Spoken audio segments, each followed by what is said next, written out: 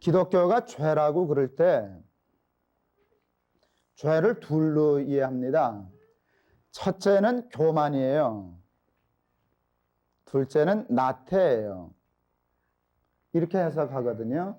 교만이라고 볼 때는 이런 식으로 떠보는 거예요. 하지 말아야 할 일을 하는 것. 하지 말아야 할 일을 하는 것.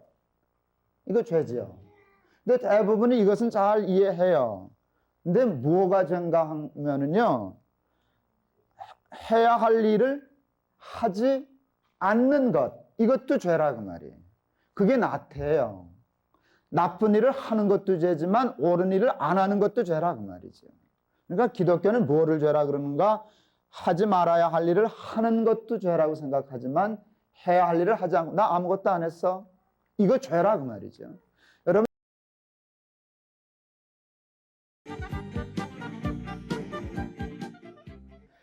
우리가 지금 자녀 교육에 대해서 계속 공부를 하는데요.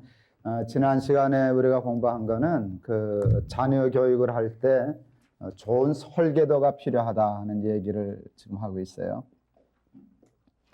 많은 부모들이 자녀 교육에 관심을 가지고 있으면서도 실제로 구체적인 노력을 잘 안 해요.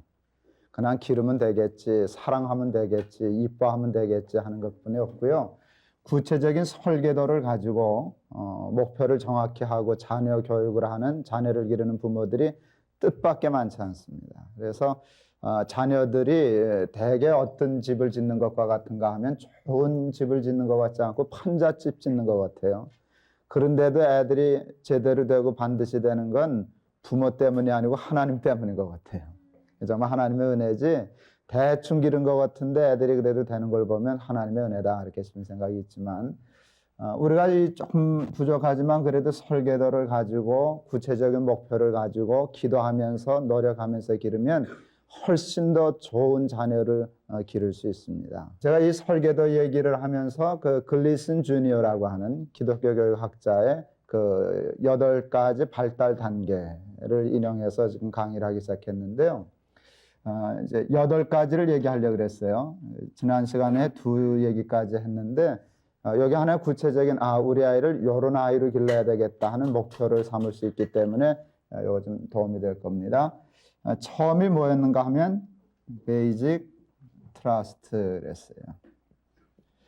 여러분, 이게 얼마나 중요한지 몰라요. 우리가 믿음, 예수를 믿는 사람인데요. 믿음 그러는데요.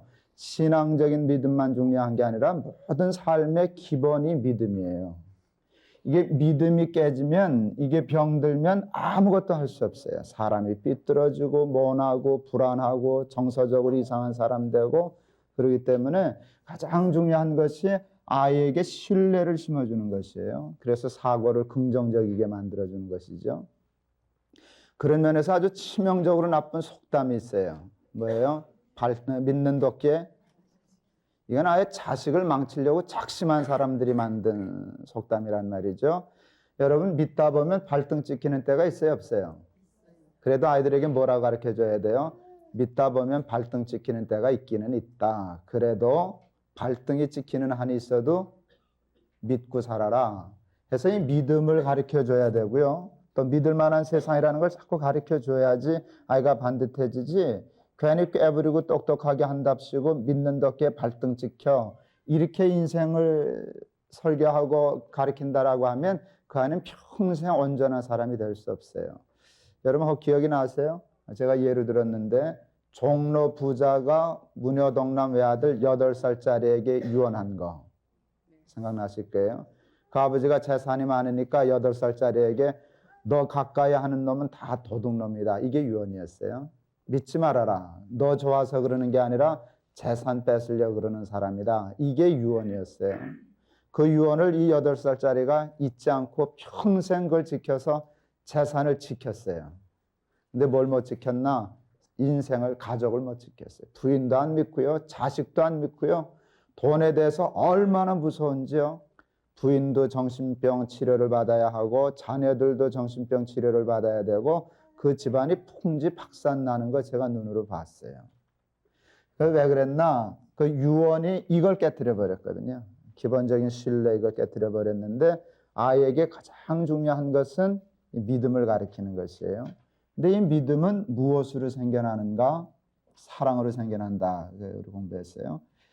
충분한 사랑을 받으면 이 베이직 트러스트가 생겨요. 엄마가 안아주고 아빠가 안아주고 어른들이 사랑해주고 이렇게 깊은 사랑이 있을 때 베이직 트러스트가 생긴다는 얘기를 했어요. 그 다음에 이제 두 번째로 얘기한 게 여기 되면 뭐가 생기는가 하면 아우토노미 그랬어요. 자율성 그렇죠. 하나님이 인간을 창조하실 때 가장 중요히 여기신 게 뭔가 하면 하나님의 영과 그 다음에 자유예요. 이게 인간을 인간답게 하는 매우 중요한 컨셉이라고 할 수 있어요. 하나님은 인간을 진흙으로 빚으시고요. 진흙으로 빚으시고 코에다 뭘 넣으셨다고요? 생기를 불어넣어서 사람이 영이 되었다. 근데 이 영이 하나님의 영이거든요. 그러니까 뭘 불어넣은 건가 하면 이 생기가 영이에요. 푸뉴마 그런 말을 쓰는데 그게 하나님의 영이거든요. 그래서 생명이 되었어요. 제가 이런 산수한 거 기억날 거예요. 이 재질이 뭐예요? 사람? 진흙이에요. 뭘 플러스 했어요? 하나님의 영. 그랬더니 뭐가 됐어요? 사람이 됐어요. 그러면 사람에게서 하나님의 영을 빼면 뭐가 돼요? 정말 이렇게 돼요. 이 이상도 아니고 이 이하도 아니에요. 그러죠? 그러니까 그리스도의 영이 없으면 그리스도의 사람이 아니니라 하는 말씀이 있는데 전 그것을 그리스도의 영이 없으면 사람도 아니다. 그렇게 아주 극단적이지만 정말 그렇게 생각하죠. 이 하나님의 영이 참 중요해요. 근데 영에 못지않게 중요한 게 있어요. 여러분 그게 뭔가 하면 자유예요. 인간에게서 자유를 빼내면 그냥 동물이에요. 그냥 동물이에요. 하나님은 인간에게 이 자유를 주셨어요. 그리스도께서 너희를 자유케 하려고 자유를 주셨으니 그러므로 다시는 종의 멍에를 매지 말아라. 갈라디아서 5장에 있는 말씀이잖아요. 이 자유, 엄밀히 얘기하면 예수님의 십자가가 인간에게 무엇을 주시기 위함인가 하면 자유를 주시기 위함이었어요. 죄는 우리에게서 자유를 뺏어가거든요. 그런데 이 자유를 주시려고 예수님이 십자가를 지셨어요. 그러니까 우리가 아이를 교육할 때도 하나님이 창조하신 원칙에 따라서 교육을 하는 게 가장 중요한데 부모가 뭘 자꾸 가르치고 지시하고 타율적으로 해서 아이를 눈치 보게 만들면 이건 교육에 실패해요. 어느 정도 아이가 스스로 뭘 결정하고 판단하고 자율적일 수 있는 아이, 이건 매우 중요한 거라고 말이죠. 근데 우리나라 문화는 유교 문화권이에요. 유교의 장점이 있을까요, 없을까요? 있어요. 유교의 교육적인 장점이 엄청나게 많아요. 반듯하고 예의 있고 정직하고 하는 게 있는데 제가 또 혹 유교에 대해서 좀 편견을 가지고 있어서 그런지는 모르겠어요. 유교가 잘못된 것보다도 어떤 면에서 우리가 유교를 잘못 받아들여서 그러는지도 모르지만 유교적인 교육의 가장 문제점 중에 하나가 뭔가 하면 이 자율성의 문제가 생겨요. 꼭 어른이 뭘 시켜야 되고 순종하는 거 그거는 좋은 일이지만 아이들의 자율성을 잃어놓으면 이건 교육적으로 잘못된 거란 말이죠. 그래서 이 자율성을 지키기 위해서 얼마나 우리가 소중히 여겨야 될지 모릅니다.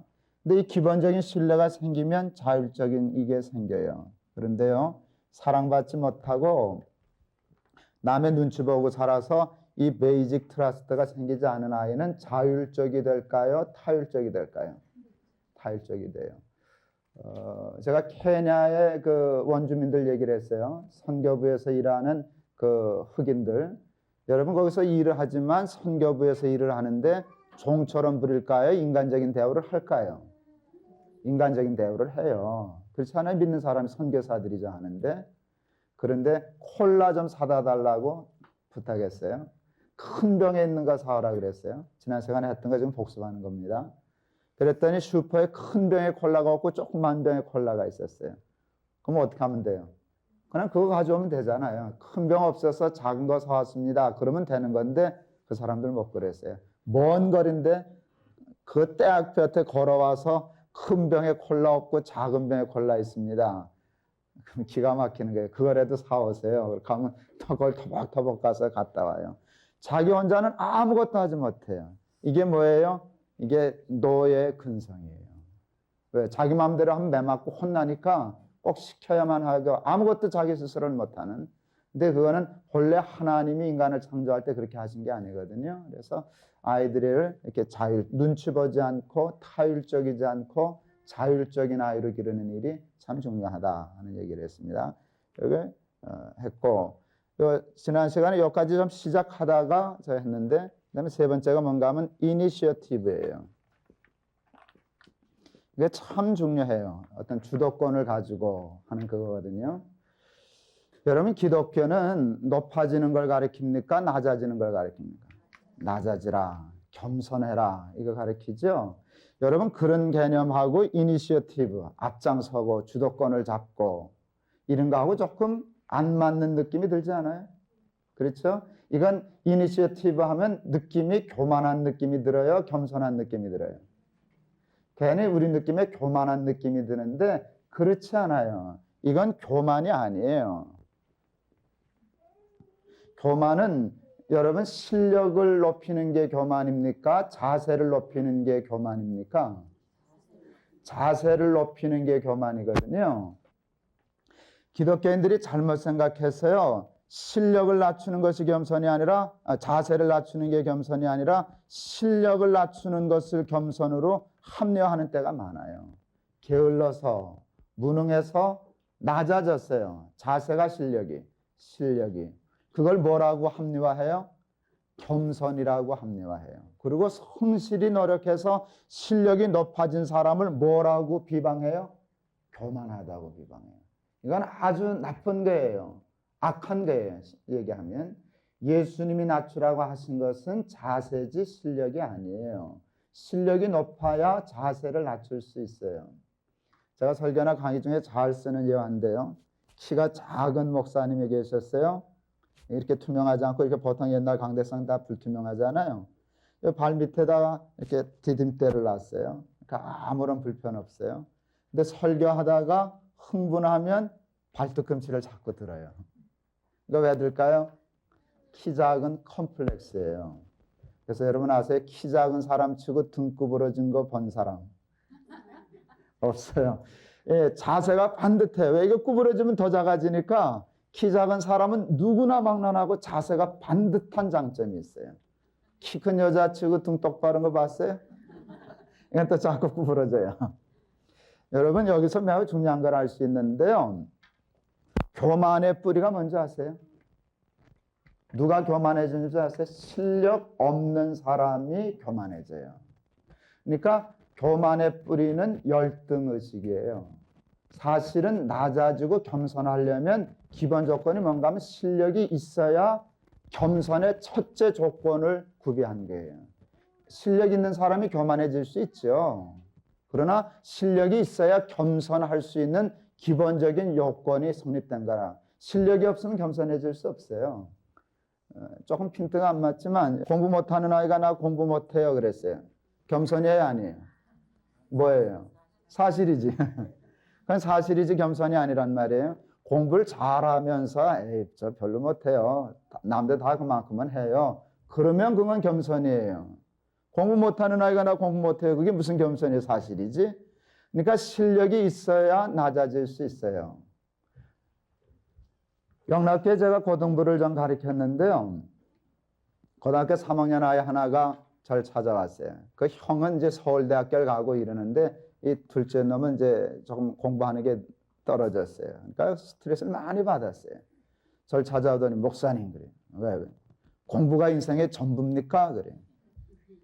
아니다 그랬어요. 신고원지 가려고 그래요.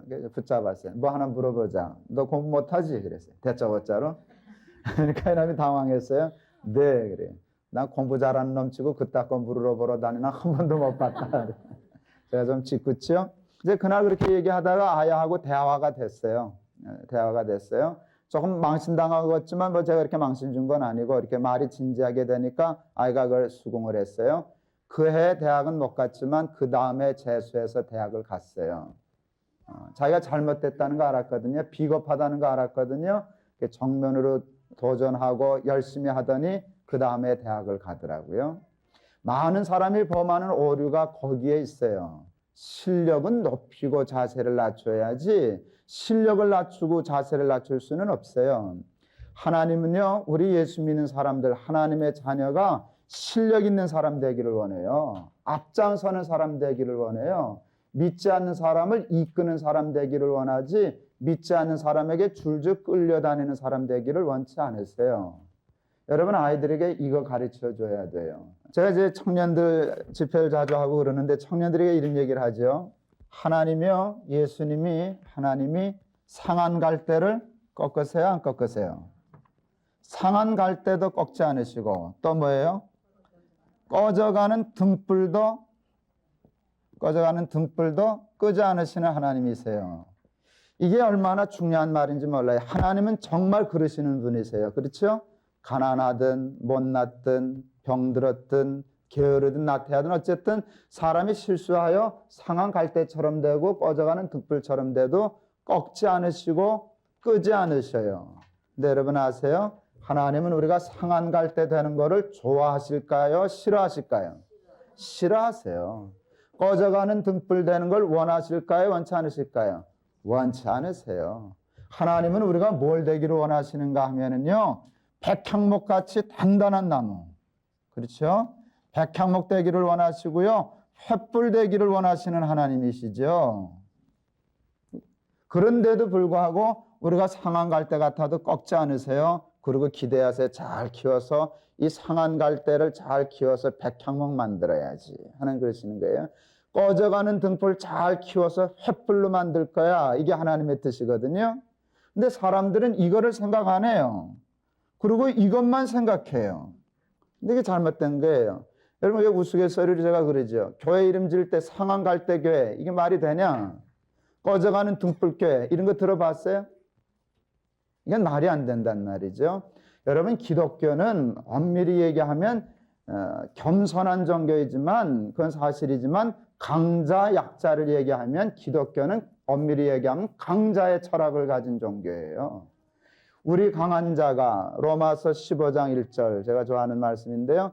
우리 강한 자가 마땅히 연약한 자의 약점을 담당하고, 그럴 때 우리 강한 자, 우리는 누구예요?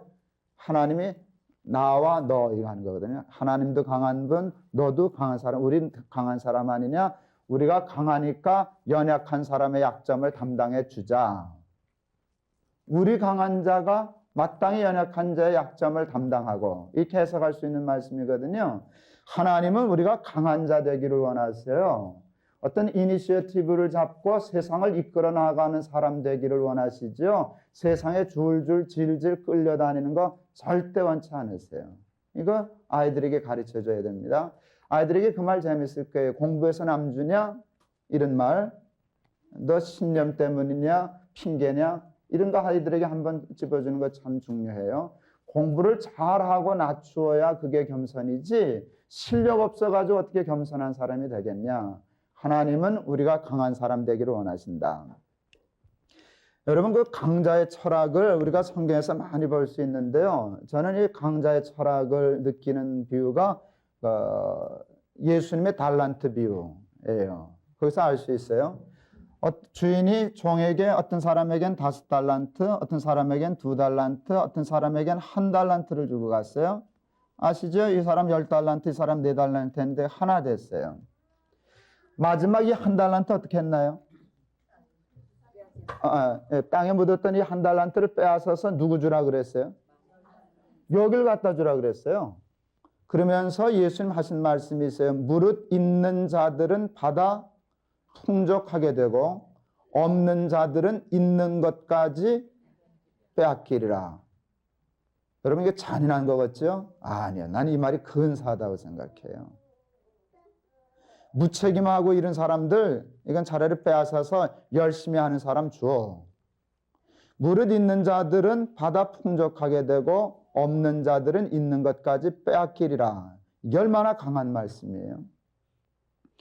여러분, 니체라고 하는 철학자가 있었어요. 우리 뭐 다 잘 모르지만 되게 상식적으로 하는 게 있잖아요. 니체가 한 유명한 말이 뭐예요? 신은 죽었다. 하나님은 죽었다. 자기가 죽였다 그랬어요. 이유가 뭔지 아세요? 인간을 나약하게 하는 기독교. 나약한 것을 숭상하는 기독교, 그 하나님은 죽어야 한다. 이렇게 얘기했어요. 상당히 일리가 있는 말이에요. 왜 그런가? 바른 이런 오해 때문이에요.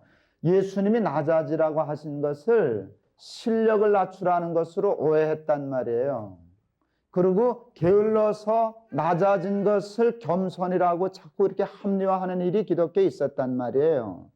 강자를 괜히 비방하고 비난하고 헐뜯고 끌어내리려고 하는 그런 근성이 우리에게 있었단 말이에요.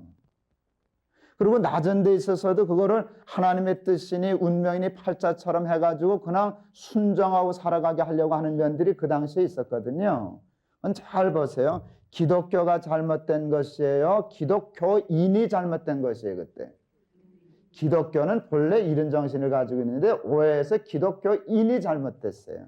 근데 니체는 무슨 착각을 했어요? 뭐가 잘못됐다 그랬어요? 기독교가 잘못됐다 그러고 나약한 것을 숭상하는 기독교는 망해야 된다고, 그 하나님은 죽어야 된다고 자기가 죽였다고 그랬어요. 그러니까 니체도 똑똑한 것 같은데 이게 밥통이에요. 이게 구분을 잘 못해요.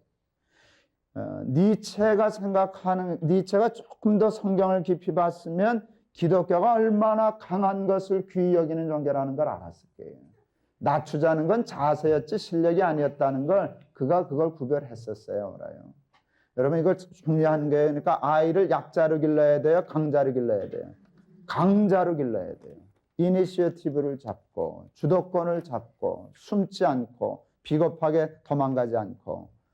제가 여러 번 얘기했지만 우리 아이 둘째 아이 군대 보내면서 제가 제일 중요하게 한 말, 친구들이 그러더라고요. 집합하면 앞에도 서지 말고 뒤에도 서지 말고 옆에도 서지 말고 가운데 들어가라. 자꾸 걸리니까.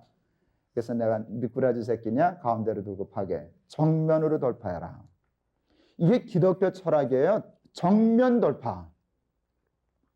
이니시어티브를 잡고 정면으로 돌파하는 정신이 기독교 정신이지 피하고 숨고 도망가고 이건 기독교 정신이 아니다 그 말이죠.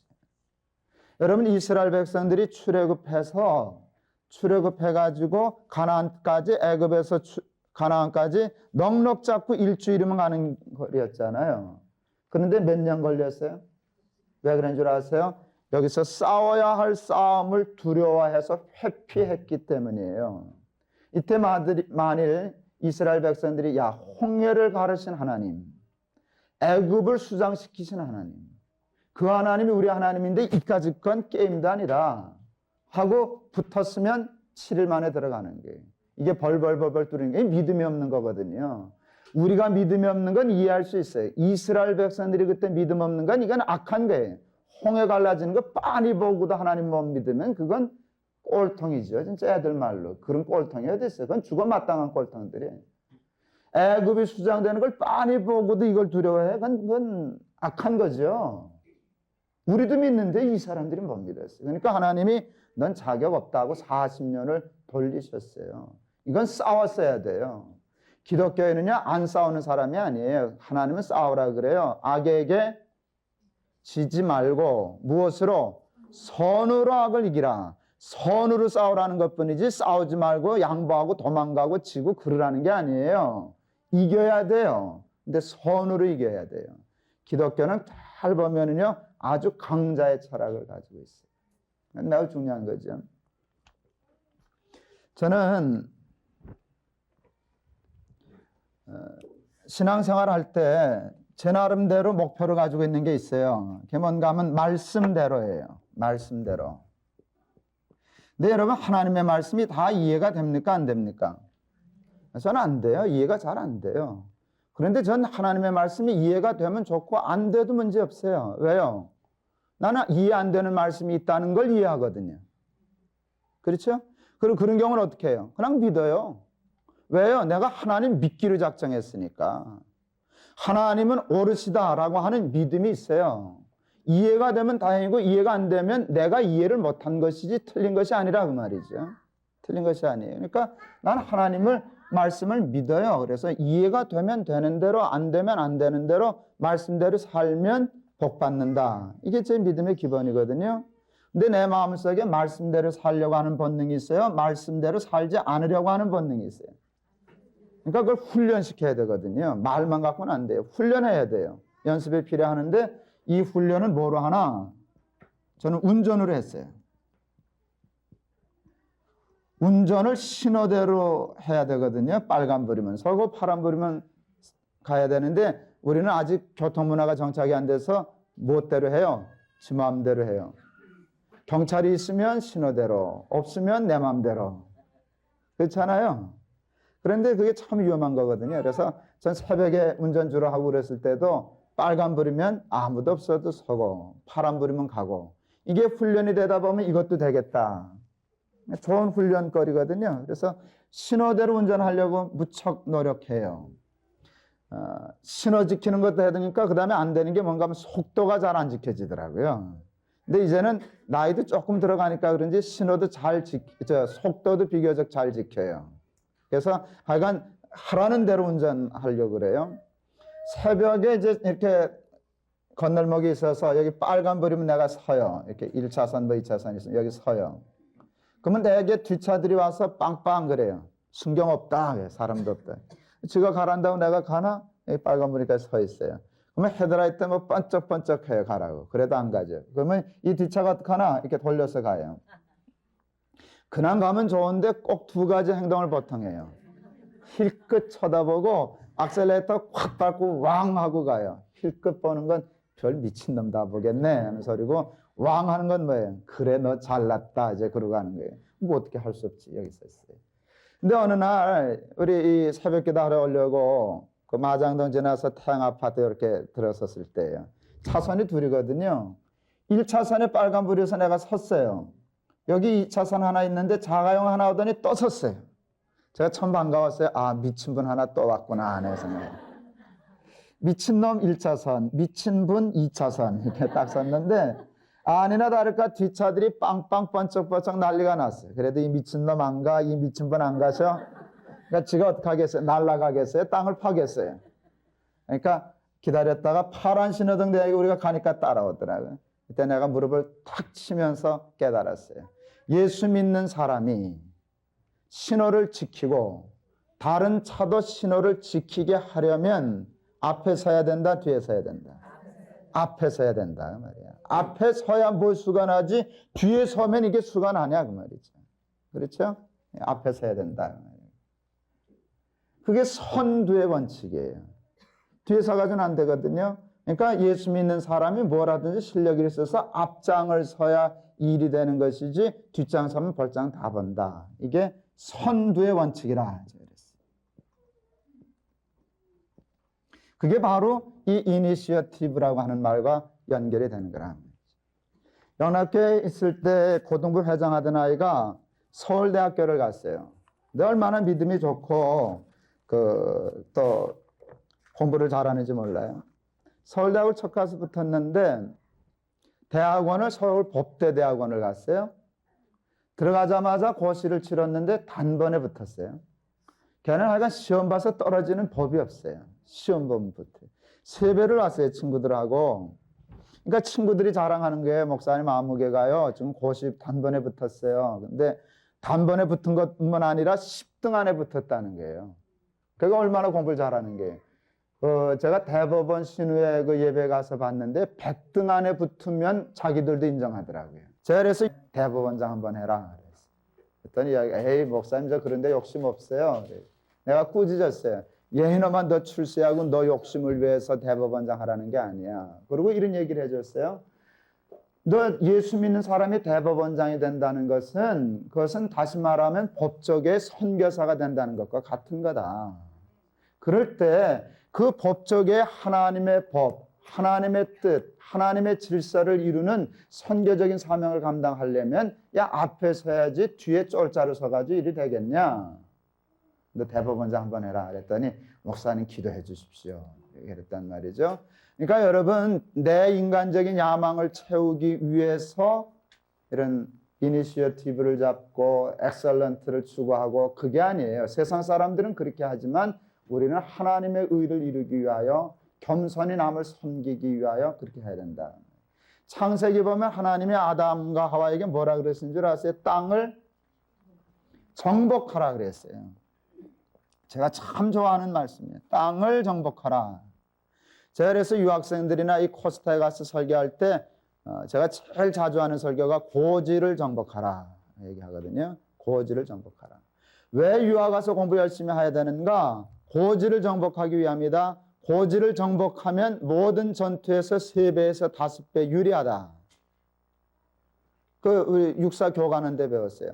여러분 고지를 정복하면은요 여기보다 5배 유리하대요. 그러니까 고지를 정복하면 하나님의 나라를 이루기도 쉽지 않느냐. 너 대법원장 해라. 제가 이 설교에서요 유학생들 그 부모한테서 제가 참 인사 많이 받았어요. 공부 잘하는 아이들이 예수를 열심히 믿게 되면 한 번씩 빠지는 시험이 있어요. 뭔지 아세요? 공부는 누구를 위해서 하는 것? 나를 위해서 하는 것. 봉사는 누구를 위하여 하는 것? 하나님을 위하여 일하는 것. 이렇게 돼서 은혜 받고 마음이 뜨거워지면 공부를 때려치려고 그래요. 공부가 뭐 중요하냐는 거예요. 나 가서 일해야 된다고, 봉사해야 된다고.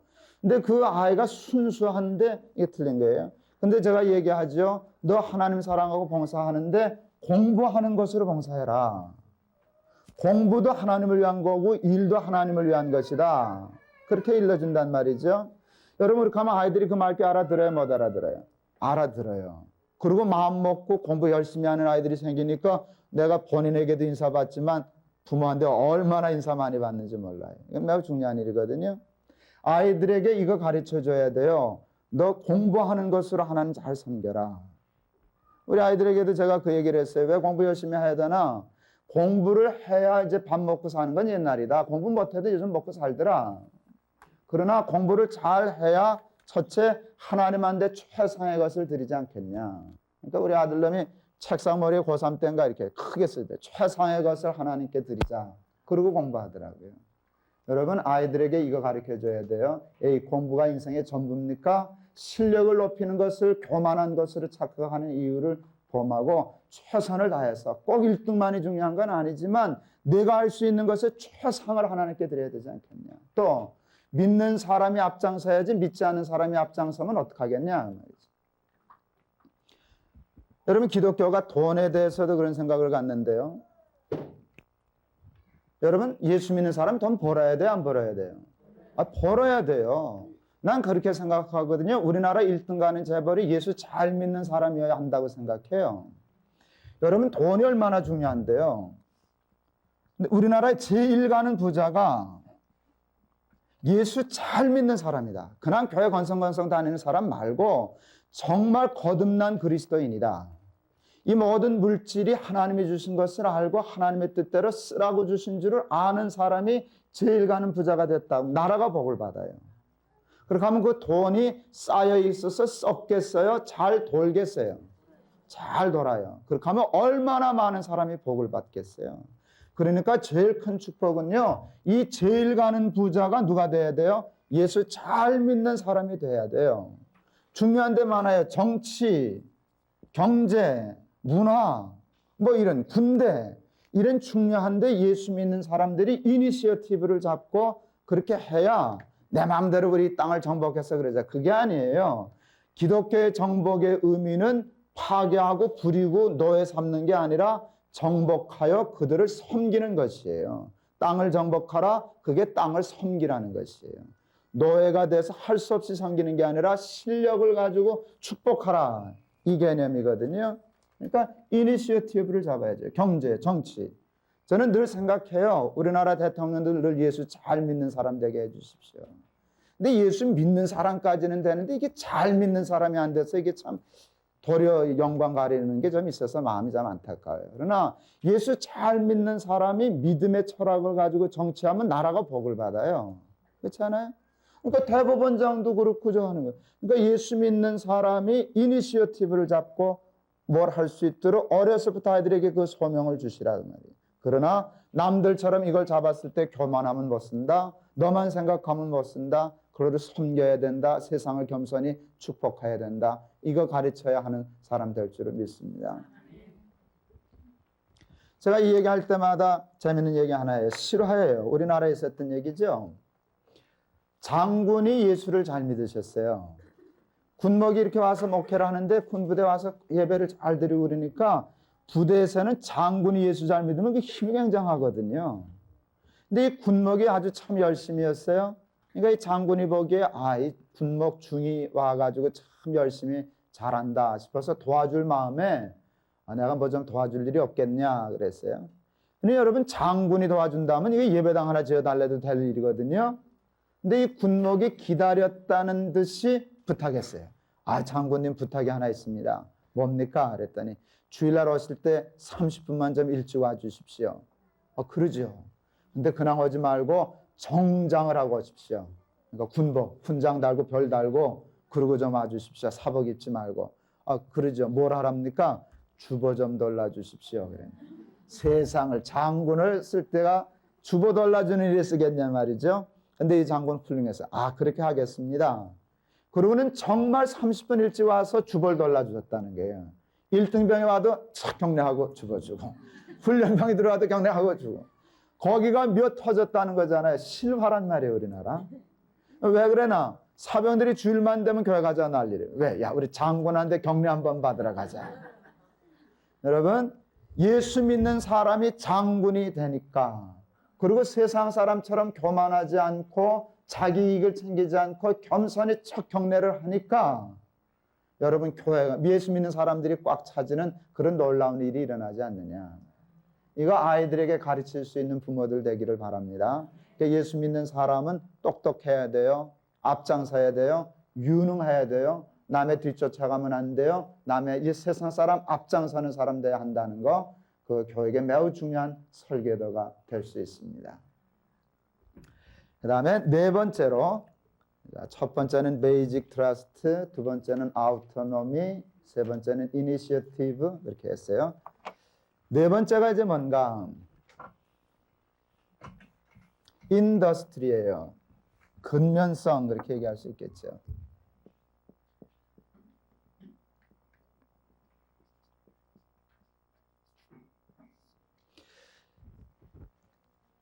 기독교가 죄라고 그럴 때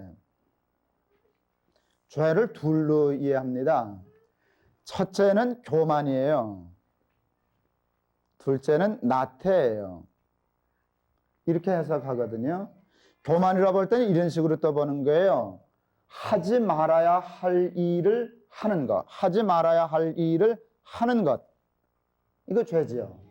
근데 대부분이 이것은 잘 이해해요. 근데 뭐가 죄인가 하면은요, 해야 할 일을 하지 않는 것. 이것도 죄라 그 말이에요. 그게 나태해요. 나쁜 일을 하는 것도 죄지만 옳은 일을 안 하는 것도 죄라 그 말이죠. 그러니까 기독교는 뭐를 죄라 그러는가? 하지 말아야 할 일을 하는 것도 죄라고 생각하지만 해야 할 일을 하지 않고 나 아무것도 안 했어. 이거 죄라 그 말이죠. 여러분 이 다음에 하나님 앞에 갔을 때 저 아무것도 안 했는데요. 살인도 안 하고 간음도 안 하고 아무것도 안 했는데요. 너는 유죄다 그랬을 거예요. 왜 해야 할 일을 하지 않았냐 그 말이죠. 게으르고 나태한 게 죄예요. 여러분 한 달란트 받은 사람이 뭔 죄를 지었어요? 도둑질을 했어요? 강도질을 했어요? 해야 할 일을 하지 않았기 때문에 예수님 뭐라 그러셨나? 이 악하고 게으른 종. 악하다는 것과 게으르다는 것을 동의어로 놨잖아요. 악하고 게으른 것. 기독교는 게으름, 나태를 여러분 죄라고 생각하는 종교입니다. 그리고 실제 게으른 것은 죄입니다. 그래서 하나님은 우리에게 이 부지런한 사람, 성실한 사람을 원하셔요. 또 하나님이 쓰시는 사람들을 보면 아는데요. 하나님이 쓰시는 사람들을 보면 아는데 하나님은 이 성실한 사람을 구하세요. 하나님은 재능을 보고 사람을 뽑으실까요? 성실함을 보고 뽑으실까요? 이걸 보고 뽑으셔요. 잘 보면 아는데요. 재능은 우리가 하나님께 드리는 거예요? 하나님이 우리에게 주시는 거예요? 하나님이 우리에게 주시는 것이에요. 성실은 우리가 하나님께 드리는 거예요. 그렇죠? 재능은 없으면 못 드려요. 성실은 못 드린다는 말이 불가능해요. 성실함은 못 드리는 거예요? 안 드리는 거예요? 마음만 먹으면 누구나 성실함은 하나님께 드릴 수 있어요. 암만 마음 먹어도 이거는 못 드릴 수 있어요. 없으면. 그러니까 맡은 자에게 구할 것은 뭐라고요?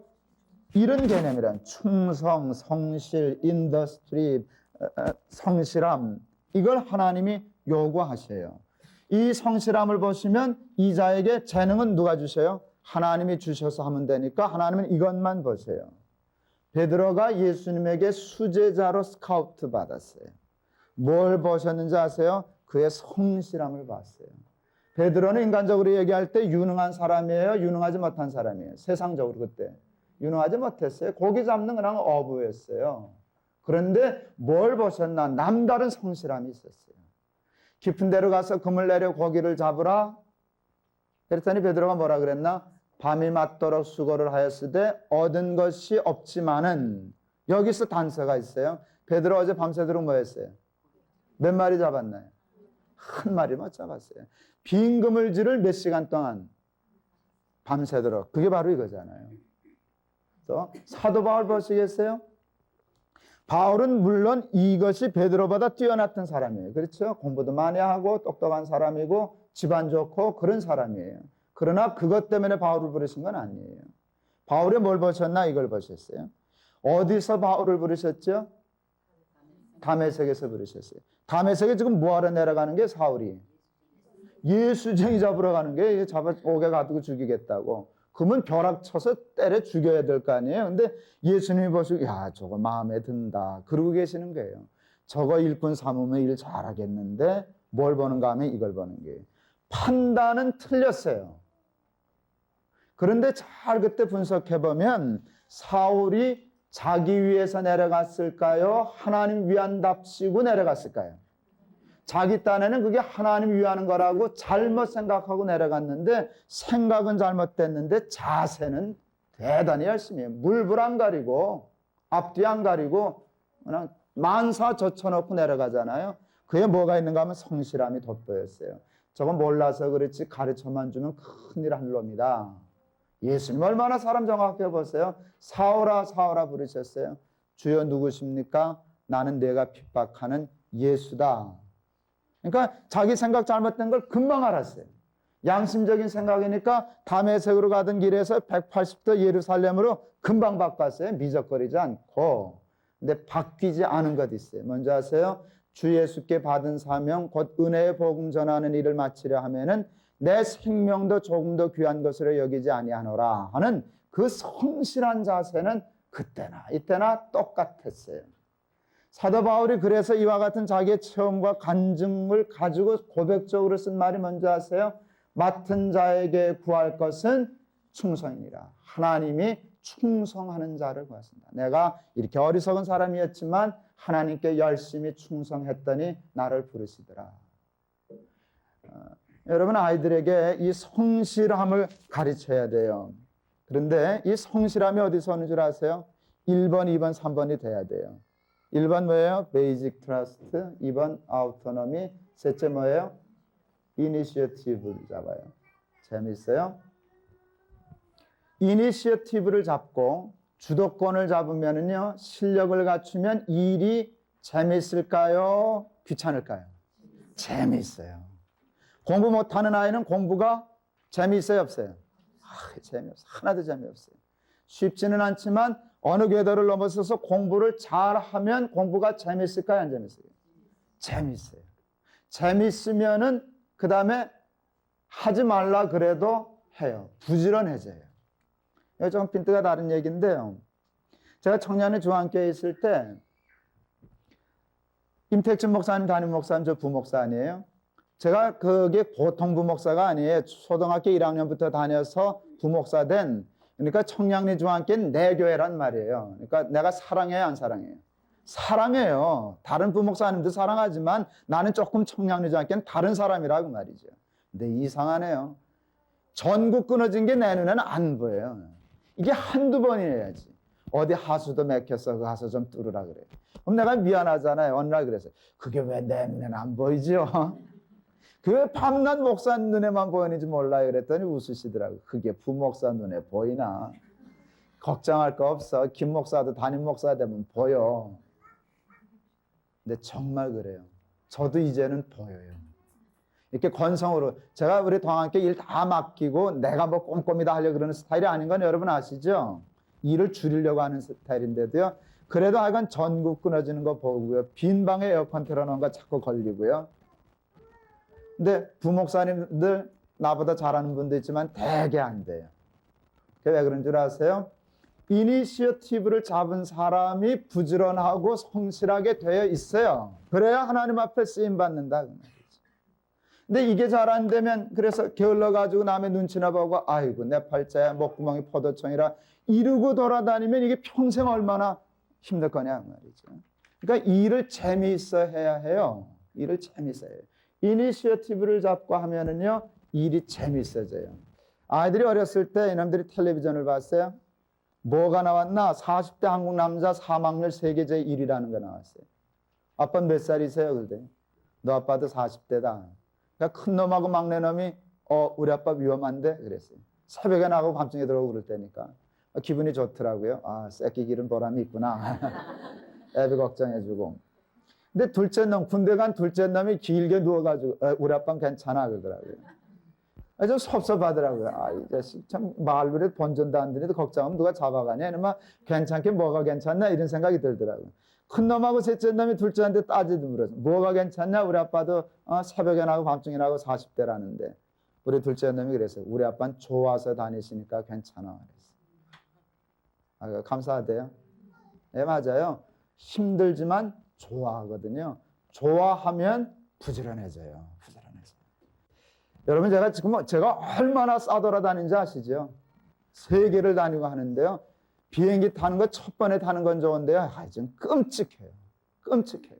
그거 다리 퉁퉁 붓고 다니거든요. 비행기 타고 다니면 다리 퉁퉁 붓고 다니고 정말 힘든 거예요. 그래도 그게 얼마나 즐거운지 모르겠어요. 정말 저 부지런하게 살죠. 시간 쪼개서 살거든요. 왜 그런 줄 아세요? 제가 어느 정도 이니시어티브를 잡았거든요. 목회하는 일에. 그러니까 재밌어요, 여러분. 거기까지 못 가면 게을러 터지고 아이고 내 팔자야 하고 그럴 수 있겠는데 이게 되면 부지런해져요. 근데 부지런해지면 인생이 즐거워요. 그러니까 여러분 아이들 이렇게 게으르지 않고 부지런한 아이들로 기를 수 있도록 이게 근황 되는 게 아니에요. 방 치워라 뭐 이렇게 공부해라 말만 되는 게 아니라 이 세 단계를 잘 밟아와서 여기까지 가도록 해줘야 된다. 자, 오늘 이만큼 하고 다음 시간에 또 하도록 하겠습니다. 감사합니다.